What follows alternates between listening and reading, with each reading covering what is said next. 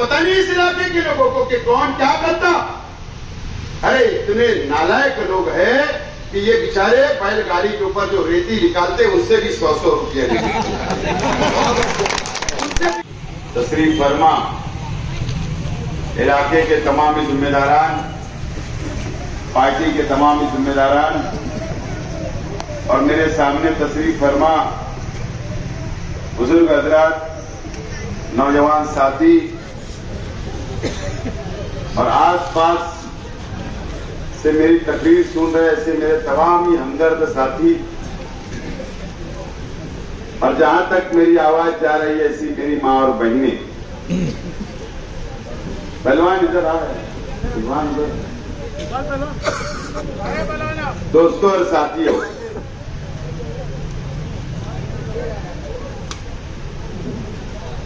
हीरापुरा, मोहन बाबा नगर, मासूम शाह नगर, ward number 21 का ये इलाका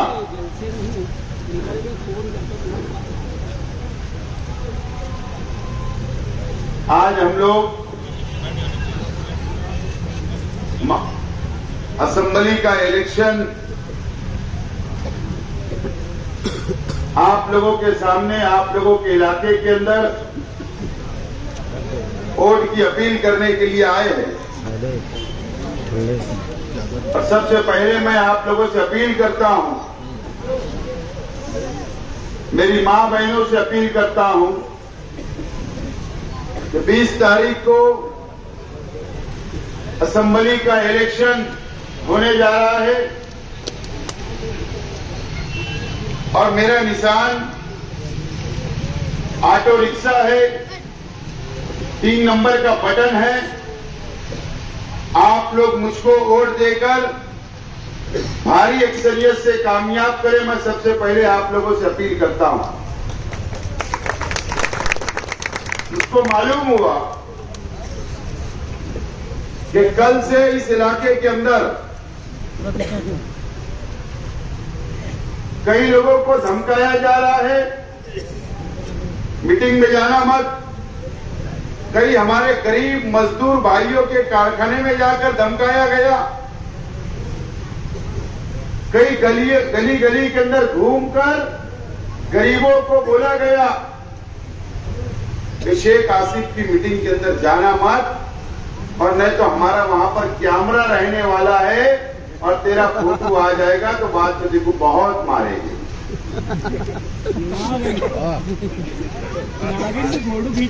इसीलिए वो मेरे तमाम ही हमदर्द जिनको धमकियां दी गई, जलसे के आसपास गलियों के अंदर बैठकर मेरी तकरीर सुन रहे हैं, जो लोग मेरी तकरीर सुन रहे हैं मैं उनका भी शुक्रिया अदा करता हूं।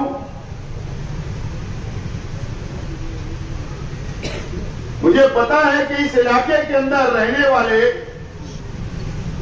ज्यादातर लोग किला, इस्लामाबाद, रसूलपुरा,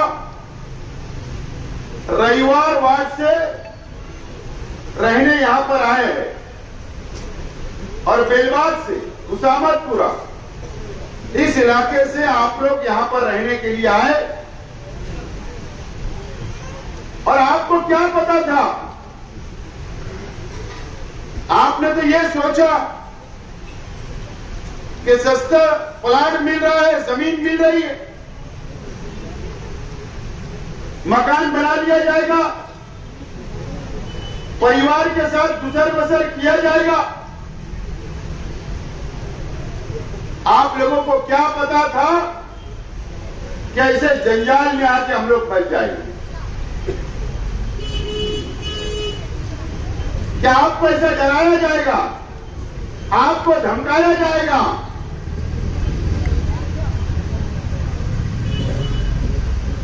कई वर्षों से इस्लामाबाद, रसूलपुरा, किला, रविवार वार्ड की आवाम जुल्म सह रही है। आप लोगों को दबाया जा रहा है, धमकाया जाता, आपके बच्चों को मारा जाता। आप पर जुल्म किया जाता, लेकिन आप लोग बर्दाश्त करते आए हैं, बर्दाश्त करते आए हैं। और ये इलाके के अंदर भी मां बहनों के साथ जुल्म। अगर कोई काम लेकर गया कारपोरेटर के पास, पहले तो बंगले का दरवाजा ही नहीं खुलता। अगर मां बहनें अंदर चली गई तो गंदी गंदी गालियां देकर हकारा जाता, धुतकारा जाता। इस इलाके की आवाम चली गई, गरीब लोग चले गए कि हमारी रोड बनाओ, हमारी गटर बनाओ, पानी नहीं आ रहा है, साफ सफाई नहीं हो रही है, ट्रांसफार्मर उड़ गया। शिकायत देकर जाने के बाद भी आप लोगों को धुतकारा जाता, गालियां दी जाती, हकारा जाता। इस तरीके का जुल्म आप लोगों के ऊपर भी यहां पर होता है, मुझे पता है। लेकिन क्या आप लोगों ने सोचा क्या? चाहे रविवार वार्ड के लोग हो, चाहे यहां के रहने वाले हो, क्या कभी आप लोगों ने सोचा क्या कि ये किन लोगों के वजह से जुल्म करते हैं? कौन ताकत पहुंचाता है? आप जिन लोगों को वोट देते हैं, रविवार वार्ड की आवाम, जो आप लोगों ने वोट दिया, आज के एमएलए साहब के बोलने पर, जो जिन आज के एमएलए साहब को तुमने एमएलए बनाया, उनके बोलने के ऊपर कारपोरेटर बनाते हो। आज के एमएलए साहब ऐसे लोगों को ताकत पहुंचाने का काम करते हैं और आप पर वो लोग जुल्म करते हैं, आप पर अत्याचार करते हैं। एमएलए साहब को मान नहीं जाता, ठेका जो मान लो और आप पर जुल्म होता। ना एमएलए साहब आपको बचाने आते, ना एमएलए साहब का कोई कारपोरेटर आपको बचाने आता, ना कोई बुनकर भाई आपको बचाने आता।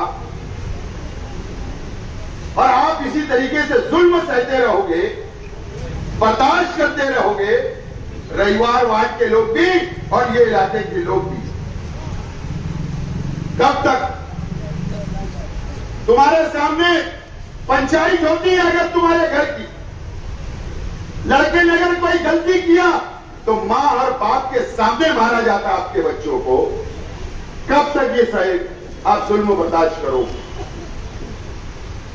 अगर किसी ने किसी का घर खाली कराना है, उसके लिए सुपारी ली जाती, पैसा लिया जाता, दादागिरी करके आपका घर खाली कराया जाता, आपकी जमीनों पर कब्जा किया जाता। रविवार वार्ड के बुनकर भाइयों की जमीनें इस हीरापुरा इलाके के अंदर है, कई जमीनों पर कब्जा कर लिया गया, दादागिरी कर ली गई। हमारे माजी शिकारी साहब है, बहुत दीनदार इंसान है, सीधा इंसान है। 20 गुंठा जमीन सलाटर के लिए भाड़े से ली गई। पहले तो बोला नहीं गया, पहले कब्जा कर लिया गया, बोले 4 जानवर काटेंगे। फिर उसमें बोलने लगा तो बोले भाड़ा ले ले, भाड़ा बढ़ गया, पूरा सेट बांध लिया गया। 20,000 स्क्वायर फीट जमीन, 20 गुंठा जमीन पर आज तक कब्जा कर लिया गया है, भाड़ा भी बंद कर लिया गया है। वो बेचारा परेशान घूम रहा है। 2 नंबर का धंधा तुम्हारे तरफ। इस तरीके का जुल्म कई बुनकर भाई मैं नाम ले सकता हूं, रविवार वार्ड के लोगों का कई जमीनों में कब्जा कर लिया गया। पंचायत के नाम पर तोड़ी की जा रही है। लड़की लड़का का मेडल अगर कोई आ गया, उसमें भी तोड़ी की जा रही है। शर्म आना चाहिए। किसी के बाल बेटियों के पंचायत में भी पैसा खा लिया जा रहा, बोले फीस लगेगी फीस। किसी का कारखाना खाली करवाने का भी पैसा लिया जाता। कब तक जुल्म सहोगे आप? और किसके लिए? एमएलए साहब के लिए, जो आपको बचाने नहीं आते। अगर आज के एमएलए साहब को आपने वापस वोट दे दिया, ताकत पहुंचा दी, और जुल्म बढ़ेगा आप पर, फिर अत्याचार बढ़ेगा, आपके बच्चों को मारा जाएगा। आपको आजादी नहीं है, आपको आजादी नहीं है। आपका बच्चा आजादी से घूम नहीं सकता, आप आजादी से घूम नहीं सकते, आपका बच्चा आजाद नहीं रह सकता, आपकी मां बहनें, घर की खवातीन आजाद नहीं रह सकती। इस तरीके का जुल्म आप सहते हो। क्या हल है इसका? आप ताकत से तो लड़ नहीं सकते, पुलिस स्टेशन जाएंगे तो फिर दबाव आएगा। क्या आपके पास इसका हल है? इसका हल पता है आपको? 20 तारीख आ रही है आपके पास, 20 तारीख आपके पास आ रहा है।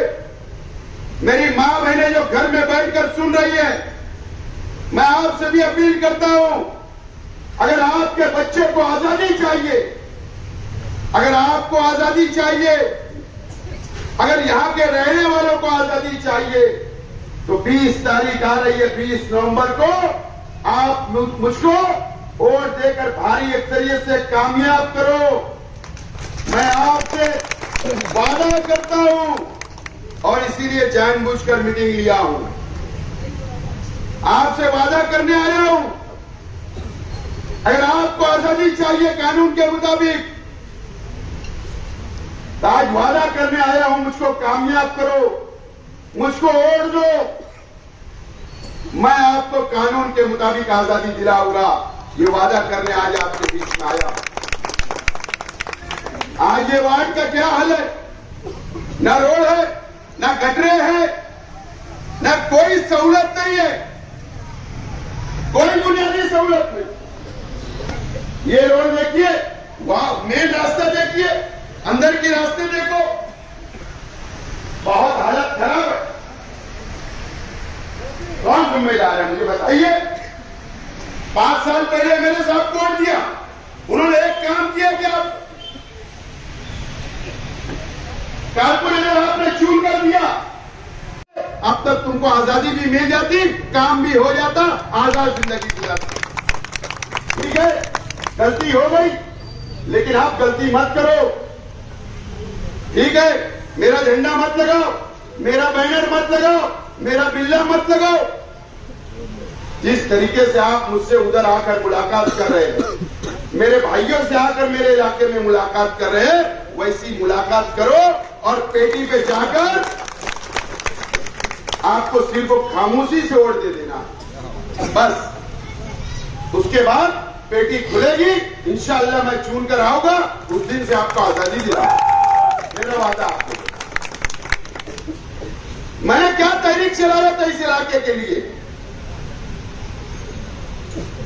कि यहां से बड़ा कब्रिस्तान बहुत दूर है, यहां पर 4 एकड़ जमीन है, कब्रिस्तान की रिजर्वेशन है।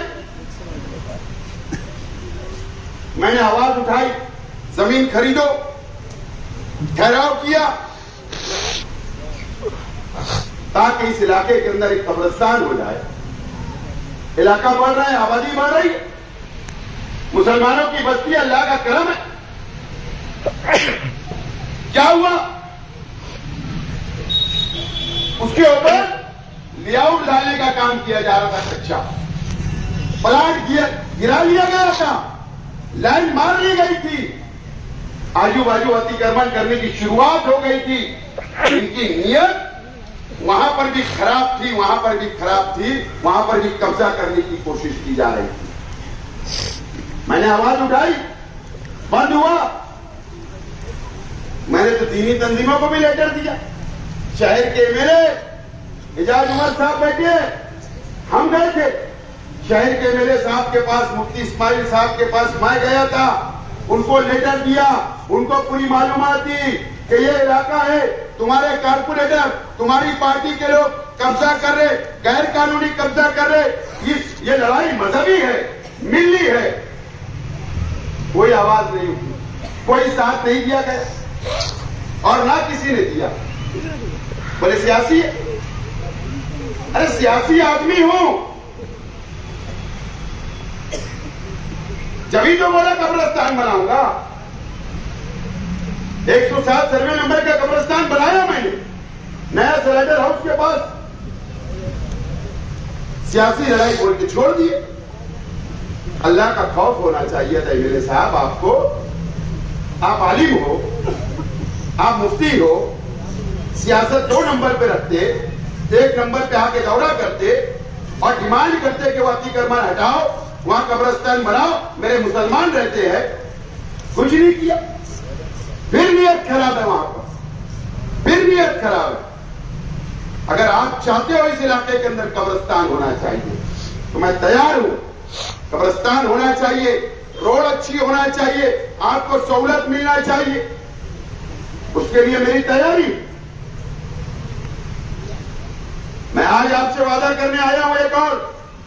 भिकन शाह दरगाह का जो पुल बना, शेख रशीद साहब मरूम, उस वक्त शेख रशीद साहब पहले मेरे बने 99 में, उस वक्त तो मुझे याद है कि 5 लाख कहीं था सिर्फ वो पैदल ब्रिज, सिर्फ वो 5 लाख रुपये में बना।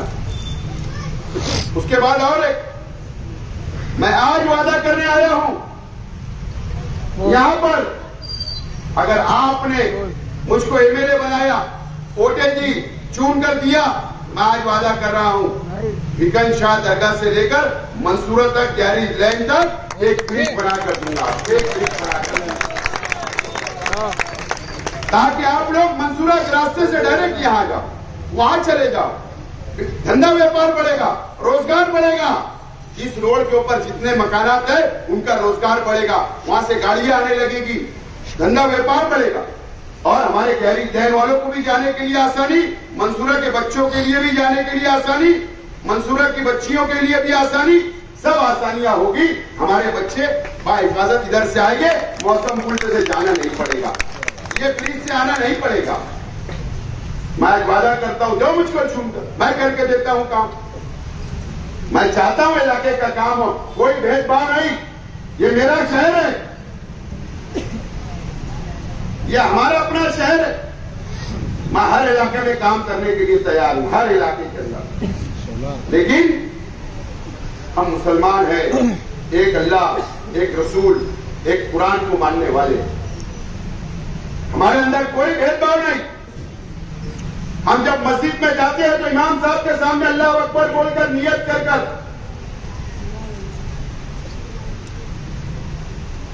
नियत कर लेते हैं, नमाज शुरू होती, एक सब में हम पढ़ते हैं, एक सब में पढ़ते हैं। हमको डरना किससे चाहिए? अल्लाह ताला से डरना चाहिए। अल्लाह से डरो, बंदों से नहीं। ये कब तक जुल्म हो, कब तक दबाव में रहोगे आप इस इलाके के अंदर? अगर आपने कोई गलती की 20 तारीख को, तो याद रखना आप लोग, मेरी बात को लिख लो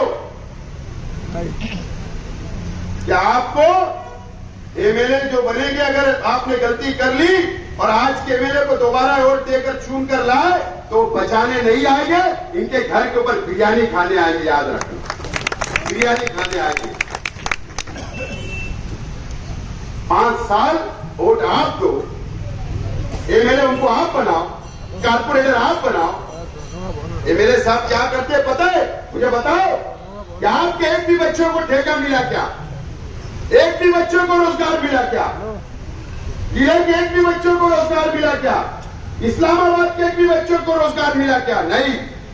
5 साल आप वोट दो, मजहब के नाम पर जज्बात में क्या क्या बातें नहीं होती, आपकी वोट ले ली जाती और पूरा ठेका यहां पर लाकर भर दिया जाता है, उनको मजबूत किया जाता है।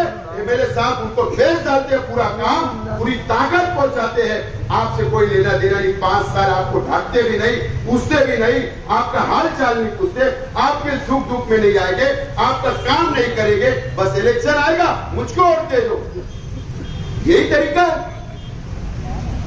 कब हम बेदार होंगे? कब आप फैसला करोगे? कब आप सियासी सूझबूझ लाओगे? मैं आज अपील करने के लिए आया हूं मेरी मां बहनों से भी, क्या आप मुझको कामयाब करो, मैं आपके मसाइल हल करने के लिए तैयार हूं। मुझे पता है गिद्दा कॉलोनी के पीछे का मसला,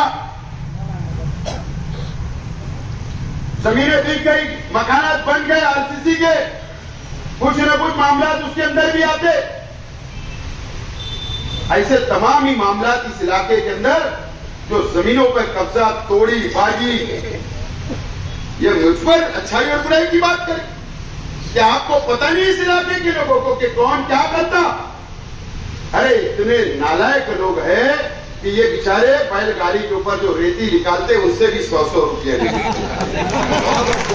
उनसे भी चोरी कर लेते। क्या है ये? गरीबों को नहीं छोड़ रहे।